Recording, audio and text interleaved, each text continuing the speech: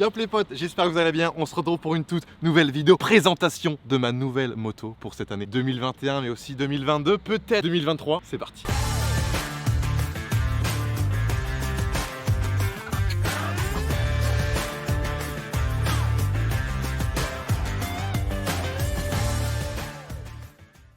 Du coup les gars, vous l'avez vu, cette moto c'est la S1000 RR. Au niveau de l'année, on est sur la 2017.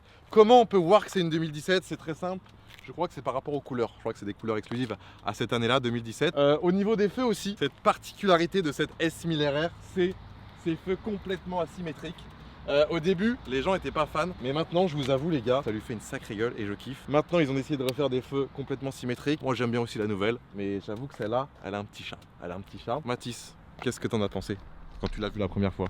La première fois en vrai. Donc il y a une demi-heure. Ouais, c'est ça. Et franchement, elle est incroyable. Elle est incroyable. Je préfère largement en vrai quand. Bah c'est vrai que en vrai les gars, on se rend pas compte après en vidéo, peut-être un peu plus qu'en photo, mais en vrai les gars, elle est incroyable, elle a un charisme de fou, elle est magnifique, j'adore. Parce que toi t'as une R125, c'est ça? Ouais. Yamaha R125. Est-ce que tu peux monter dessus juste pour voir au niveau de la position si c'est pareil ou un peu plus sur l'avant? Juste pour comparer du coup avec des pilotes 125 sportives. En vrai, il n'y a pas tant de différence que ça. Ouais, t'es pareil quoi. C'est Bah, juste c'est plus lourd quoi. Bah, les jambes vachement plus écartées aussi parce Ok. qu'elle est beaucoup plus large. Ouais, elle est plus large aussi, ouais, c'est vrai. D'ailleurs, les gars, ça c'est aussi un des gros avantages de cette moto. Non, en vrai, j'abuse là parce qu'un gros avantage, j'avoue que là j'en fais tout un pataquès. Mais en interfile, et comme à Rennes, il y a beaucoup de bouchons, je trouve ça important. C'est les rétros, regarde. Tac, on fait ça. Nice. On fait plutôt ça. Hop, tu vois. Et dès que tu es en interfile ouais. et que tu sens que ça passe peut-être pas, tu plies tes rétros et tu gagnes quelques centimètres. Voilà, ça fait plaisir. Le seul problème de la ville, c'est les couilles qui chauffent. Parce que là, vu que c'est une sportive, si tu roules pas au moins à 90-100 km/h, elle se refroidit pas. Et du coup, au niveau du réservoir, là, ici et là, ça chauffe beaucoup. Et elle a des couilles qui chauffent. C'est une occasion récente, elle a 10 000 km, un peu plus de 10 000 km. Le mec avant, c'était un moniteur d'auto-école, donc dédicace à lui, il en a pris super soin. C'est une deuxième main du coup pour moi, c'est pas une neuve, c'est la première fois les gars que j'achète une moto qui n'est pas neuve. Pas déçu pour l'instant. J'ai rajouté il y a très peu de temps, c'est-à-dire aujourd'hui, ce matin et hier, deux trucs, notamment ce petit pot à Krapovic. Voilà, je vous mets une petite vidéo d'installation et de bruit juste maintenant. Bon là on enlève l'ancienne cartouche. Allez, viens par là. Là.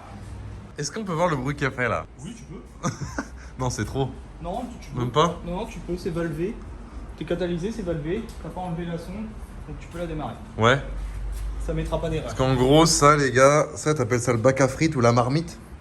Et ça permet de camoufler tout ce qui est bruit et notamment les papapap, quoi. C'est ça. norme anti-pollution. Ouais, c'est ça. Et ça, on l'enlèvera, je pense, par la suite, quoi. On verra quand. Tiens.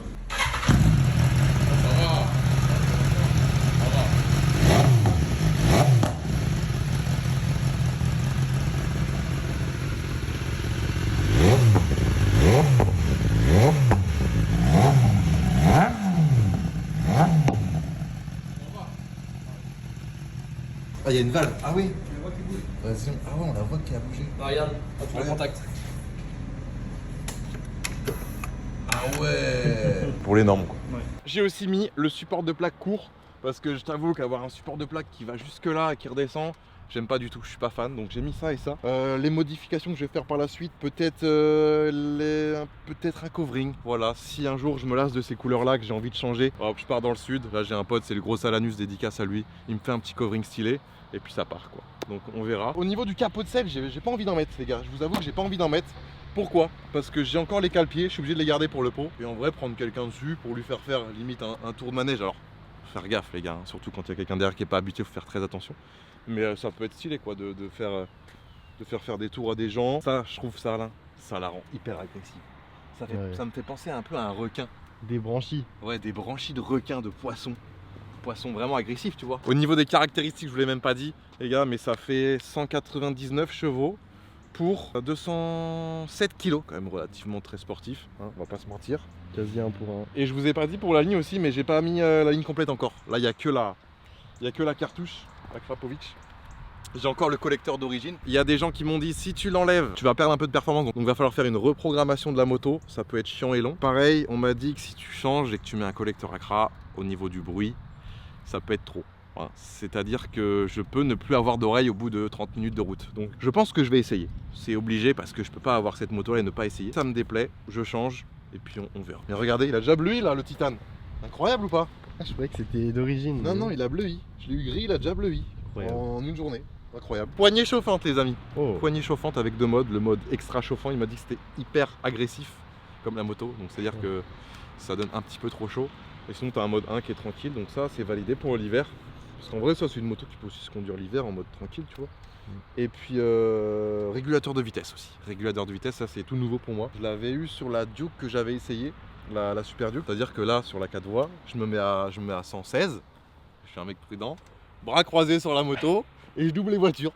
Bien vu, shifter up and down, ça c'est pareil, ça change pour moi parce que sur la Triumph j'avais que le up et là je peux faire, donc c'est-à-dire qu'en gros les gars, pour ceux qui savent pas ce que c'est, je peux passer mes vitesses sans débrayer.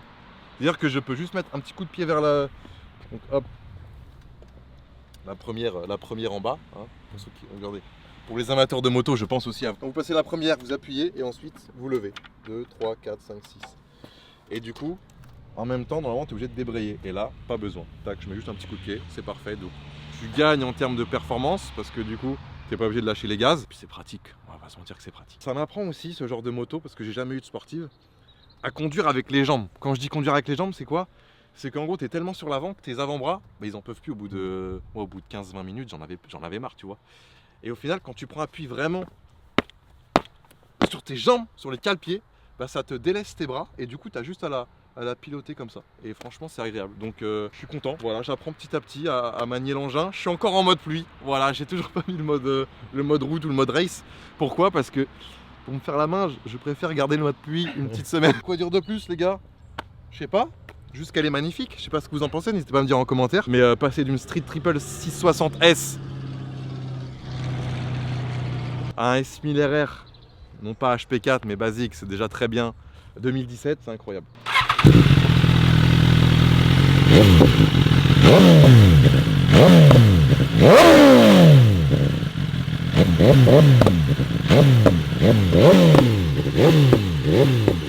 Rapproche-toi là, Mathis, rapproche-toi. T'es pas timide. Et en termes de vitesse de pointe pour cette moto, je crois que c'est une réglementation qui a été faite il y a je sais pas combien de temps en vrai, j'ai peur de dire des conneries. Pour pas qu'il y ait de concurrence de vitesse de pointe entre les concessions, le compteur des motos est bloqué à 299. Je pense que ce genre de bolide peut monter à, je sais pas, j'ai peur de dire des conneries aussi, mais peut-être 310, 315, je sais pas, j'ai jamais essayé. Je pense que j'essaierai peut-être jamais, ou alors sur l'autobahn dans quelques temps si je vais en Allemagne. Hein, si on atteint peut-être les 63 000 pouces bleus, je vais en Allemagne. Vous vous doutez bien les gars, je préfère le dire, je suis pas un motard de ouf. Donc j'exploiterai peut-être que 10%, 15% de ses capacités. Mais ce qui compte les gars, quand tu fais de la moto, c'est d'être content de ta moto, d'être content d'aller rouler avec ta moto et de prendre du plaisir. Et c'est ce que je fais pour l'instant, donc c'est ce qui compte. Donc les gars, on part avec la GoPro directement en vlog. A tout de suite. Les gars, c'est parti.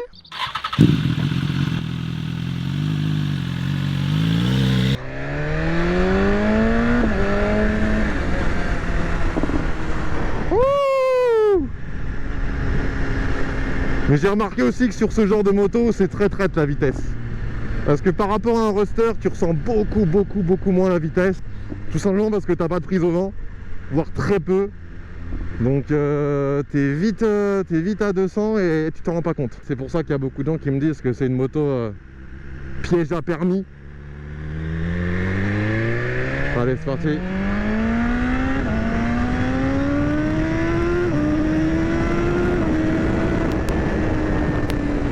Ah ouais, c'est agressif hein. Tu vois, dès qu'on a passé 8000, je sentais que ça poussait, tu vois.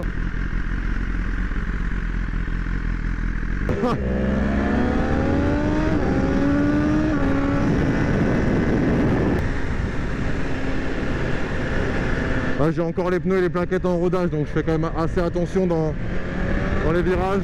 Bah du coup les gars, je pense que ça va déjà être la fin de cette vidéo hein. Je sais pas quoi dire de plus. Si y en a qui ont des questions, n'hésite pas à les poser en commentaire, ça fait plaisir. On se retrouve très vite pour une prochaine vidéo, un prochain motovlog. N'hésitez pas à me dire si ça vous intéresserait, si ça peut vous intéresser plutôt, parce que les si n'aiment pas les rêves. Des bisous les refs.